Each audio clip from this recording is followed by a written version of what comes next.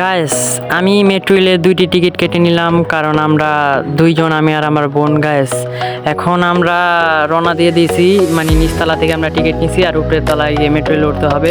তাই আমরা কাউন্টার থেকে টিকিট কেটে আমরা উপরে চলে যাচ্ছি। এখন দুজনের হাতে, একটা আমার হাতে।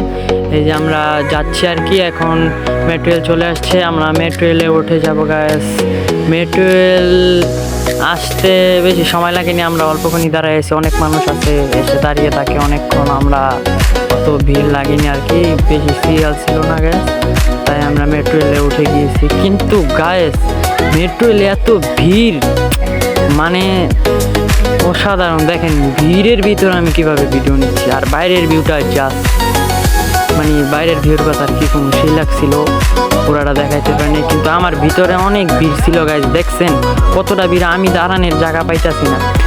আল্লাহ হাফেজ, আমরা এখন বের হয়ে গিয়েছি। মেট্রো রেলের ভিতর অনেক চাপাচাপি করে চলে আসছি, কিন্তু মেট্রো রেলে নামার পরেও সিঁড়ি নামার সময় অনেক ভিড় ছিল।